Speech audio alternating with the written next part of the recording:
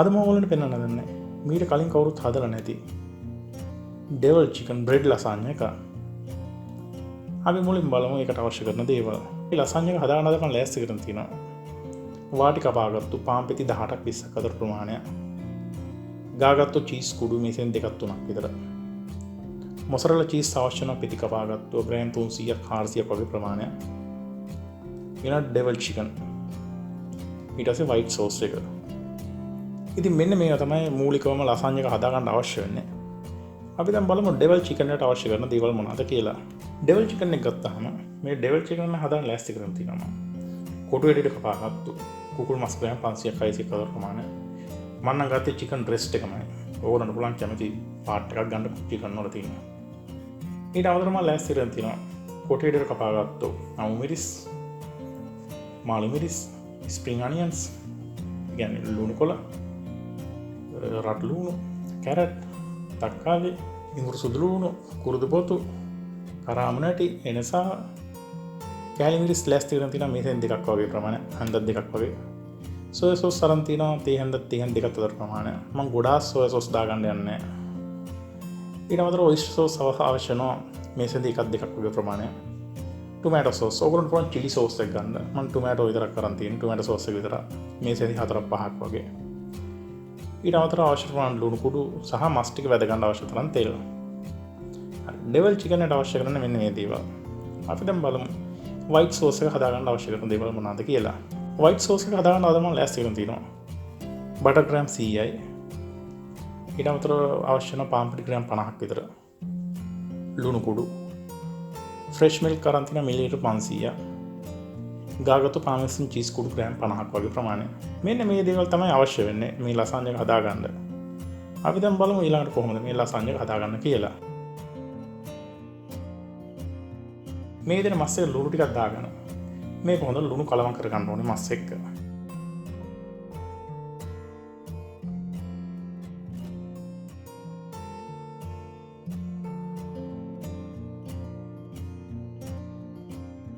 මෙන්න මේ විදිහට කලවම් කරගත්ත පස්සේ අපි දැන් බලමු කොහොමද මේක ෆ්‍රයි කරගන්න කියලා. මේ විදිහට අවශ්‍ය ප්‍රමාණය තෙල් දාගෙන මේ තෙල් ටික හොඳට රත් කරගන්න ඕනේ.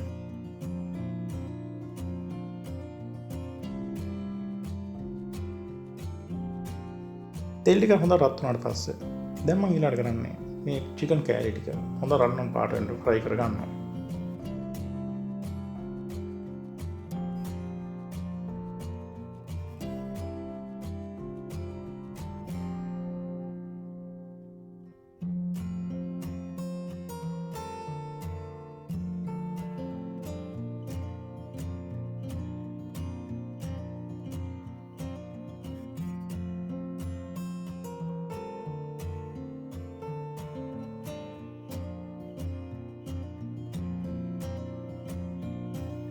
මෙන්න මේ ගානට චිකන් කෑලි ෆ්‍රයි වුණාට පස්සේ දැන් මේක තෙලෙන් අයින් කරගන්න ඕනේ. ඕනට වඩා ෆ්‍රයි කරන්න හොඳ නැහැ. ඕවර් ෆ්‍රයි වුණාම වෙන්නේ මේ චිකන් කෑලි හයි වෙලා හං ගතියක් තමයි දැනෙන්නේ. එතකොට මේ ලසාන්‍ය එකට ඒ ක්වොලිටි එක නැති වෙනවා. ඒකින්ද මෙන්න මේ ගානට ආපුවාම චිකන් කෑලි ටික ලිපෙන් අයින් කරගන්න ඕනේ. මේ විදිහට චිකන් කෑලි ටික සේරම අයින් කරගත්තා පස්සේ දැන් මම ඊළඟට මේකේ වැඩිපුර තියෙන තෙල් ටික අයින් කරගන්නවා. මෙන්න මේ විදිහට තෙල් පොඩ්ඩක් ඉතුරු කරගන්න. දැන් මම ඒකට මුලින්ම දා ගන්නවා එනසා කුරුදු පොතු සහ කරාමු නැටි ටික.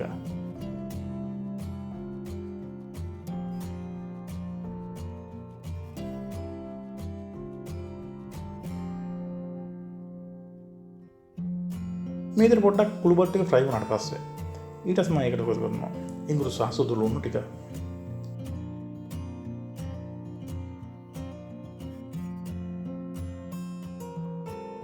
මේ ඉඟුරු සුදු ලුණු ටිකත් තප්පර 10ක් 15ක් විතර පොඩ්ඩක් ෆ්‍රයි කරගන්න ඕනේ.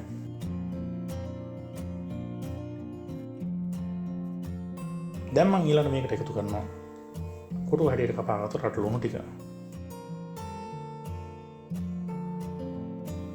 මේ රට ලුණු ටිකත් විනාඩියක් විතර පොඩ්ඩක් හොඳට කුක් කරගන්න ඕනේ. ලුණු ටික කුක් කරගෙන අතරතුර දැන් මම ඊළඟට මේකට දා ගන්නවා අමු මිරිස් ඒත් එක්ක මාළු මිරිස් ටිකක්.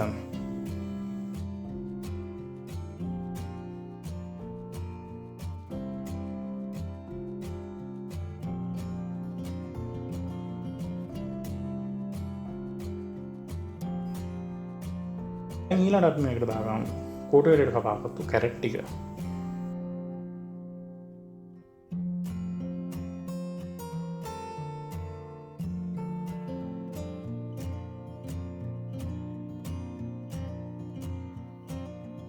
ඉතින් මේ කැරට් ටිකත් පොඩ්ඩක් විනාඩියක් විතර හොඳට සෝට් කරලා ගන්න ඕනේ.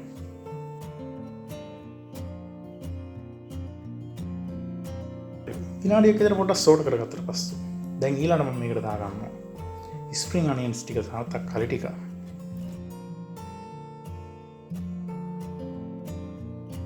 දැන් මේක පොඩ්ඩක් හොඳට කලම කරගෙන දැන් මේක විනාඩි 2ක් 3ක් විතර පොඩ්ඩක් හොඳට කුක් කරගන්න ඕනේ.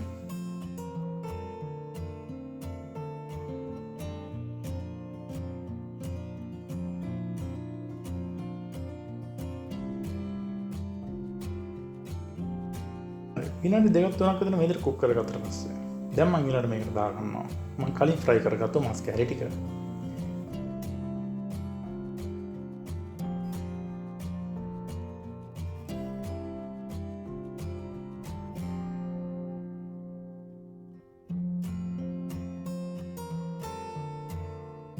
කලම් කරගත්තට පස්සේ දැන් මම ඊළඟට මේකට දාගන්නවා ලුණු කුඩු. ඊළඟට මම දාගන්නවා කෑලි මිරිස්.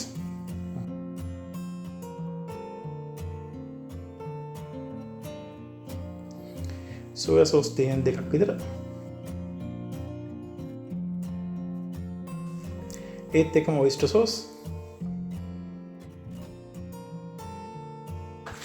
ඒත් එක්කම මම දාගන්නවා තක්කාලි සෝස් එකක්. දැන් මේ තක්කාලි සෝස් දාගත්තට පස්සේ මේක හොඳට කලවම් කරලා ගන්න ඕනේ.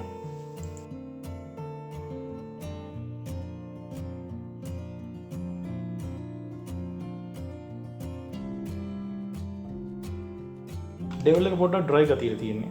ඒකෙන්ද මම ඊටු තක්කාලි සෝස් ටිකත් මේකටම දාගන්නවා.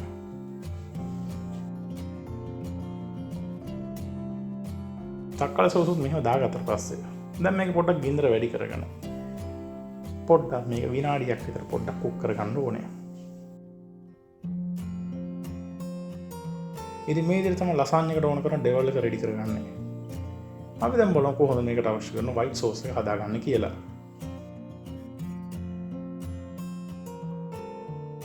මම කලිනුත් කිව්වා වගේ මම මේ වයිට් සෝස් එක හදන්න ලෑස්ති කරලා තියෙනවා. බටර් ග්‍රෑම් 100යි, පිටි ග්‍රෑම් 50යි, පාර්මසන් චීස් කුඩු ග්‍රෑම් 50ක් විතර අරන් තියෙනවා. ලුණු කුඩු ඒත් එක්කම ෆ්‍රෙෂ් මිල්ක්. අපි දැන් බලමු කොහොමද මේ වයිට් සෝස් එක හදාගන්න කියලා. මේකේ සාස් පාන ලිපේ තියාගන්න. ඒකට මම දාගන්නවා බටර් ග්‍රෑම් 100ක්. මේ බටර් ටික හොඳට දිය කරගන්න ඕනේ.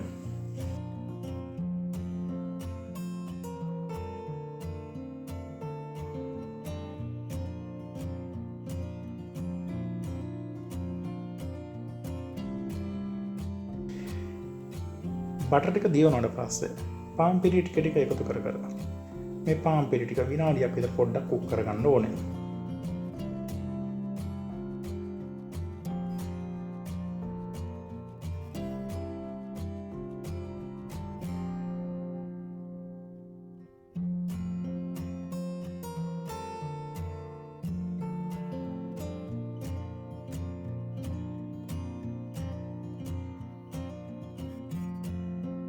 පිරි ටිකයි බර ටිකයි මේ විදිහට කුක් කරගත්තා පස්සේ දැන් මම ඊළඟට මේකට කිරි ටික ටික එකතු කරගන්න.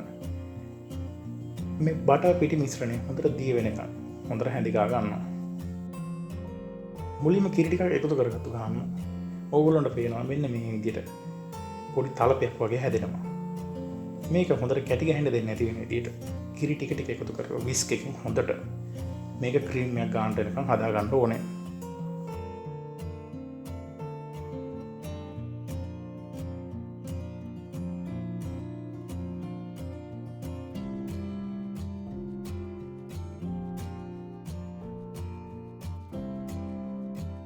අනිත් එක තමයි මේ වයිට් සෝස් එක හදා ගන්නකොට අඩු ගින්දරේ තමයි හදා ගන්න ඕනේ. ගින්දර වැඩි කරලා හදාගත්තොත් වෙන්නේ මේක ඉක්මනට අඩිය අල්ලන්න බලන එක.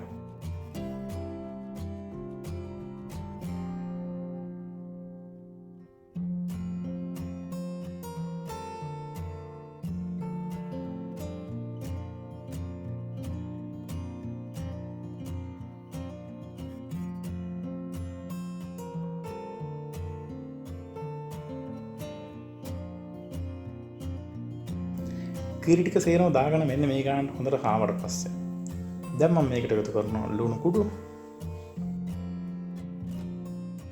ඒත් එක්ක මම දාගන්නවා චීස් කුඩු ටික.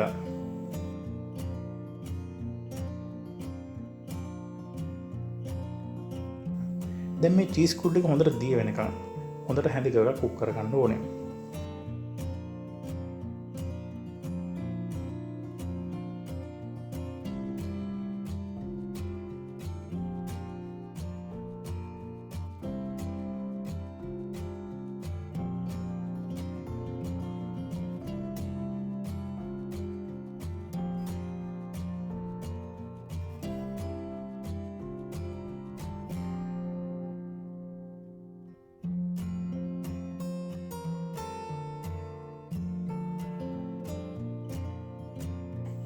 මෙන්න මේ ගානට කුක් කරගත්ත පස්සේ දැන් මම මේක ලිපින් අයින් කරගෙන වෙනම භාජනයට දාගන්නවා.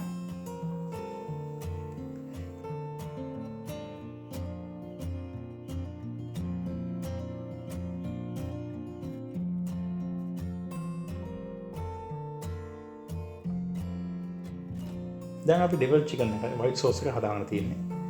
දැන් අපි බලමු කොහොමද මේක ලසාන්‍ය එක ෆිල් කරගන්නේ කියලා. මම කලින් කිව්වා වගේ මම වාටි කපාගත්තු පාන් පෙති 20ක් ලෑස්ති කරන් තියෙනවා 18ක් 20ක් ප්‍රමාණය. වයිට් සෝස් ලෑස්ති කරන් තියෙනවා කිරි මිලිලිටර් 500ක. ඩෙවල් චිකන් ලෑස්ති කරන් තියෙනවා කුකුල් මස් ග්‍රෑම් 500ක් 600ක වගේ ප්‍රමාණය. ඊට අමතරව පෙති කපාගත්තු මොසරෙල්ලා චීස් තරම් තියෙනවා ග්‍රෑම් 300ක් 400ක් වගේ. ඊට අමතරව මම ලෑස්ති කරන් තියෙනවා දාගත්තු පාමෙසින් චීස් කුඩු. අපි දැන් බලමු කොහොමද මේක ෆිල් කරගන්න කියලා.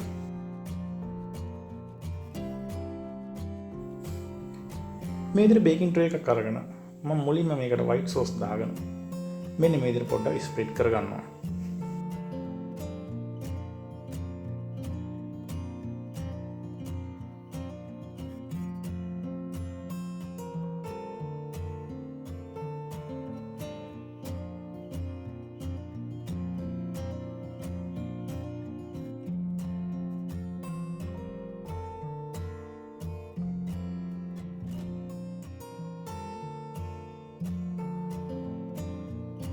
මේ විදිහට වයිට් සෝස් එක දාගත්තට පස්සේ දැන් ඊළඟට මම මේ වයිට් සෝස් එක උඩින් දාගන්නවා. මෙන්න මේ විදිහට පාන් පෙති.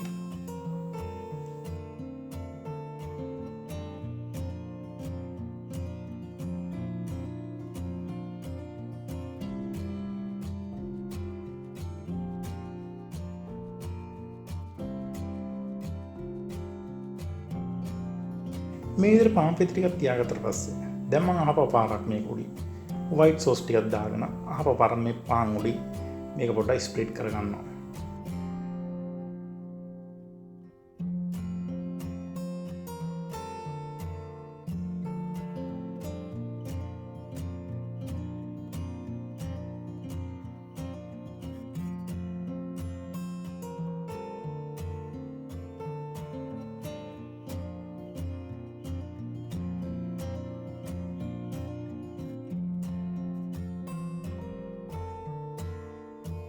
මේ විදිහට වයිට් සෝස් එක දාගත්තට පස්සේ දැන් මම ඊළඟට මේකට දාගන්නවා අවශ්‍ය ප්‍රමාණයට ඩෙවල් චිකන්.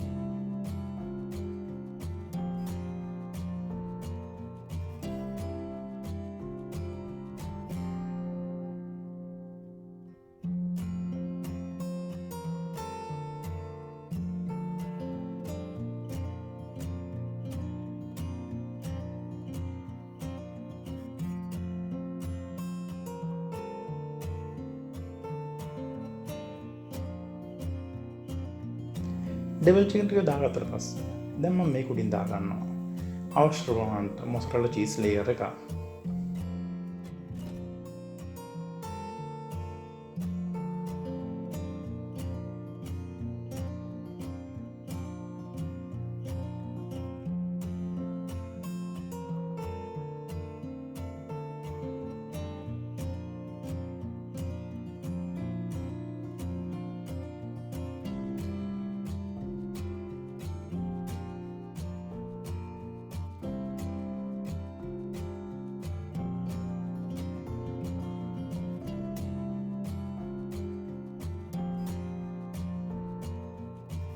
මොසරලා ටිකක් දාගත්තට පස්සේ දැන් මං ඊළඟට ආපහු පාරක් අර මුලින් කෙරුවා වගේ පාන් පෙති ලේයර් එකක් දාගන්නවා.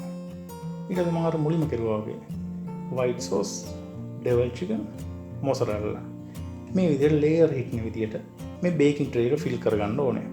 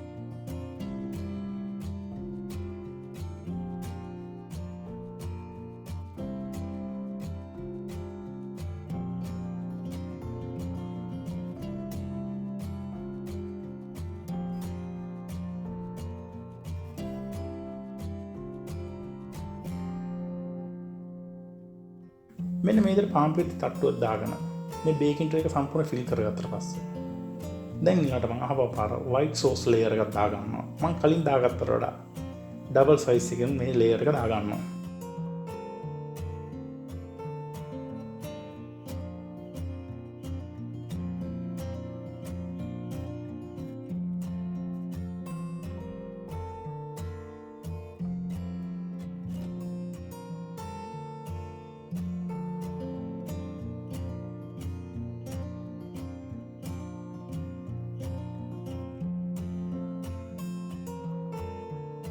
දැන් මම අහපෝ මේක උඩින්ම දාගන්නවා මම ඉතුරු වෙලා තියෙන ඩෙවල් චිකන් ටික.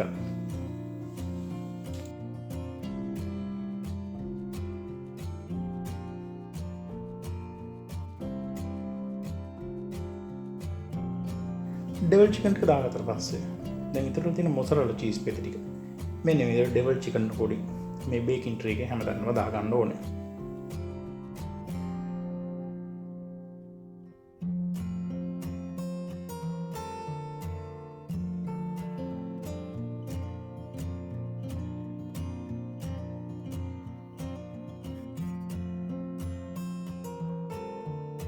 මේ විදිහට සේරම දාගත්තට පස්සේ දැන් මම ඊළඟට උඩින් මේකට දාගන්නවා අවශ්‍ය ප්‍රමාණයට ගාගත්තු පාමසන් චීස් කුඩු.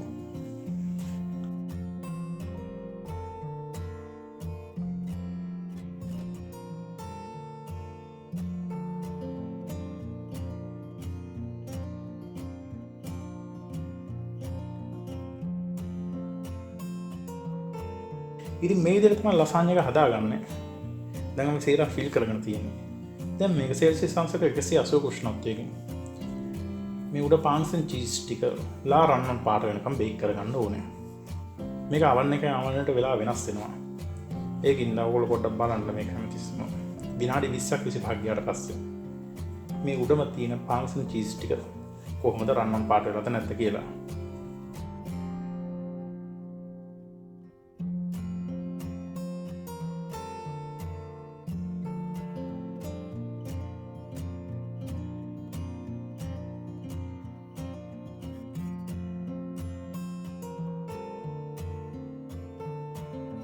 ඉති මෙන විදිහට තමයි චිකන් ඩෙවල් බ්‍රෙඩ් ලසාන්ය හදාගන්නේ.